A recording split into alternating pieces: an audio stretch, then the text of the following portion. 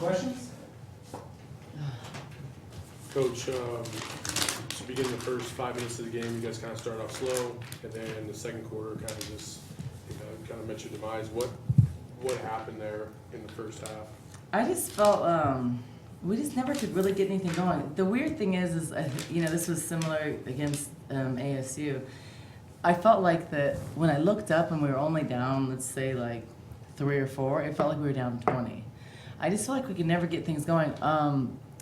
Their size and athleticism really bothered us. I felt that we changed our shots every time around the rim. We missed eight layups in the first half, not including block shots, just including just layups we should have made, or layups that we normally can make. So that was just, I don't know why she made us alter. So we were avoiding contact. That's just not what we do. So that was a little hard.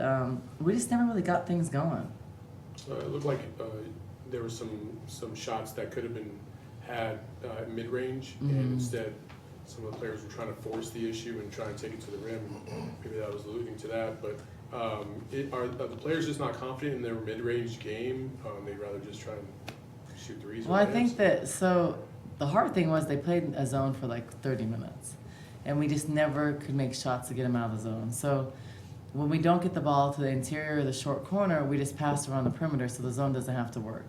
So then it's like they're in great rebounding position, then they could run. I felt that we never penetrated the seams like we're supposed to and draw people and kick, but then it's also hard when they're not guarding people on the perimeter.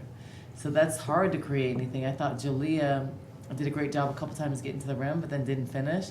But I thought at least she was attacking the rim and attacking the gaps. I felt like because the ball was over our head so much, that we were turning the ball over, they were getting tips on the ball. So the adjustment we tried to make was going inside right away, going into the hole, the zone, which is at the free throw line. And I thought better things happened, but we couldn't even get the ball in there initially. So it's just, it was hard. It's hard to play against the zone for that long. So a couple things we should have done: move the ball well, penetrate the seams, get the ball inside out to get shots or high lows, and then we should have rebounded. We should pound the offensive boards. It's hard to box out of a zone, but we just weren't able to do that. It was a one and done, and I felt like they hit a lot of shots late shot clock, and it was tough. And then at a time when we were making a run, Jordan Canada goes on a 7-0 run. That's what great players do, and we just never really had an answer. I felt like at times when the game was in reach, even when it was within 13, it felt like we were down 40. I think collectively we did not play as a team.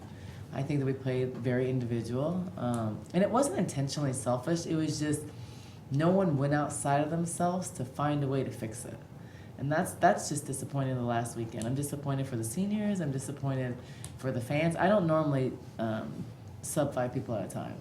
But one thing I'm not going to have, and it's not going to be in this program, is players that don't compete, don't play hard when they're on the floor, don't get the 50-50 balls. We're not a top 20 team that can't not get 50-50 balls. So my expectation is you dive on the floor, you play hard, you can make a mistake, but then you better go hard doing it. I'm just not going to tolerate that. Were your timeouts, did your timeouts address strategy or attitude? Both. Halftime addressed strategy and attitude, and work ethic. It addressed that if you're going to play, you're going to give 100%, or else you're not going to play. And that's just not usually my style, but I just didn't feel like we were playing hard. I can live with not making shots. I can live with mistakes. They're going to happen, but you have to play hard. I can't live with not diving on the floor, just bending over. I can't live with that stuff, and that's not the identity we're gonna have, and that's not gonna be the team that Arizona basketball is. Is it frustrating, playing hard in terms of, even LaBrittany a minute ago, she said, she thought that they just didn't play hard in the first half, but you got the number 15 team in the country in a possible tournament berth, whether it be the NCAA or NIT on the line. That's disappointing. That's disappointing for me as a coach, because when you're a player, you don't always understand the opportunity you have, because opportunities knock softly, and you don't understand it until it's gone. Then you understand what could have been. So I guess the thing that's heavy on my heart is like you don't let those opportunities go by. And that's one thing. If we would have played well or hard and lost, that's one thing. I just felt like there was this is truly the I would say the first or second, or maybe there was 1 or 2 games a whole year where I felt like this. I hadn't felt like this in a long time. I mean, did we lose at UCLA, I think, by 17? Yes. But we played hard. Do we make mistakes, not make shots? Yeah. So those things. I kind of felt like this at Colorado a little bit, but I still felt like we played hard. Just tonight, I didn't feel like if someone said I'm not playing hard. I just feel like no one took the initiative on a team with 5 seniors to step out of themselves and get the team rallied and find a way to fix it. And so that's disappointing because I just would hate for them in a couple years to say, oh, we could have given this. It's one thing playing hard and losing, but then not giving your best effort and losing, that just sucks. That doesn't feel good at all. But we're not going to hang our heads. You know, this is over with. We move on. We're going to talk about some things. We're going to look at tape. We're going to fix some things. And then, but my expectation, and I'm gonna play people that are gonna play hard on Sunday and for the tournament. I'm just not gonna accept just a 50-60% effort. I'm just not. This is just not what we're gonna do. Notice a lot of times, I mean, you guys outscored them in the paint, but a lot of times they wanted to make that extra pass and they either ended up telegraphing it or it got picked off. Instead of maybe shooting a 5-foot jumper, they wanted to get the layup and just usually it collapsed very well. Very quickly once they we got the ball and something. Yeah, I think that what the common thing that's been is that teams are helping up, in, everywhere, and so a lot of times I think LB did a better job. Let me see how many turnovers. She did a better job taking care of the ball because before teams would help, but she wouldn't kick it. So tonight we were doing that, but we weren't reversing it again. We were playing on one side of the floor. That's not what you do against a zone. So, I mean, I think the intentions are right, but it's hard when we don't have shooters making shots that can loosen up a zone. I mean, just think about when we played some zone. What do? They hit a 3, they hit a shot, they got offensive rebounds. So then it's harder. Then you can't stay in it. But if they're holding us scoreless, multiple possessions and stuff, I would stay in the zone too. So then for us, the way to combat that is to run, be faster in transition. But when we're not going and doing that, it's hard to get into a flow. So it was just tough. I mean, the good thing is we only settled for 10 threes, but I just felt like some of our shots early were really bad.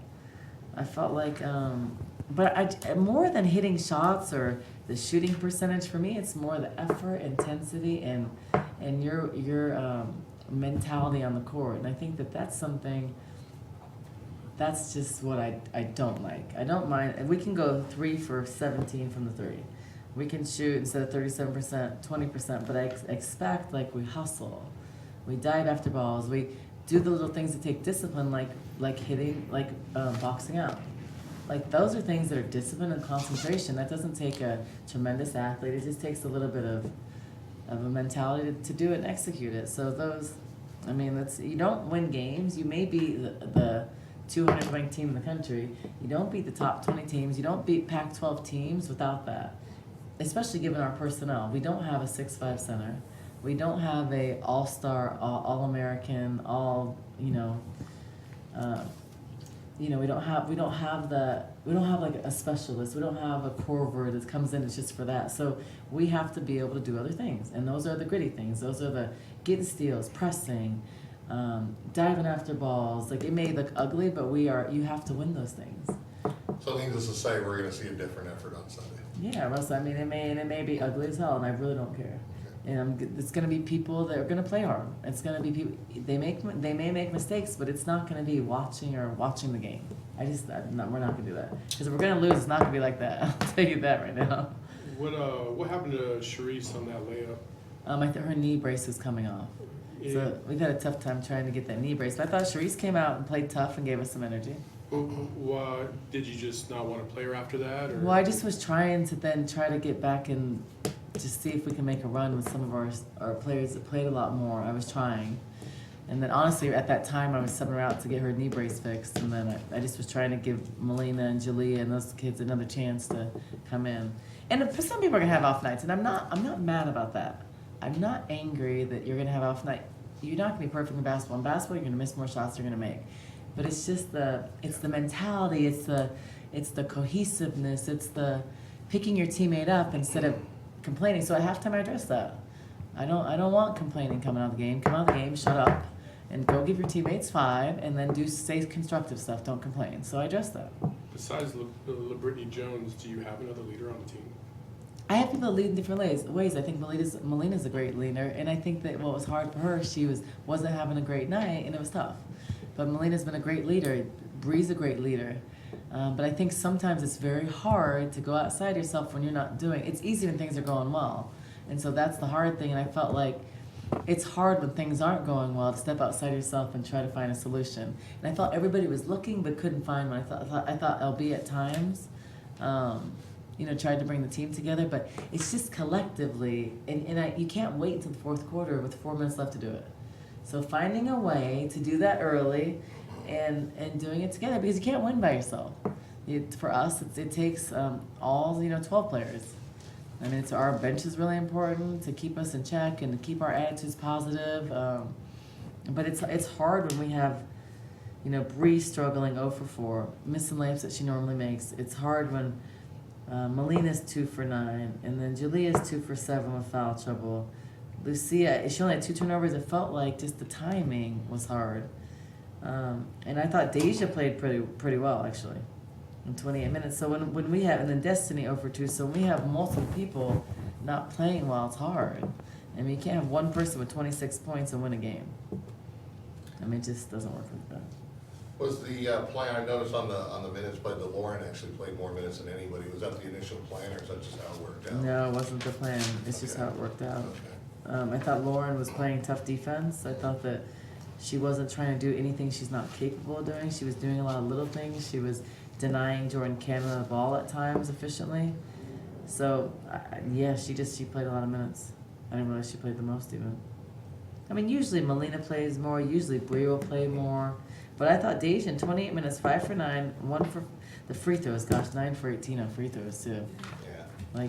So it's all those. We talk about opportunities, and we talk about, UCLA isn't as good on the road. So an opportunity, yes, would it be tough? But they didn't play their best basketball tonight. So these are those opportunities where you have to capitalize on if you want to try to make a run in this league, and if you want to make, get wins. And so you don't, without doing the little things, without taking care of the basketball, valuing the possession. Without those things, you don't win games. You don't beat number 15. You don't beat number 8 in the country or Washington. You don't win on the road in the Pac-12. So at home, you have to do those things. And so I guess I'm just disappointed that we didn't do those things. So. Anything else? All right, thank you, Coach. Okay, thanks, you guys.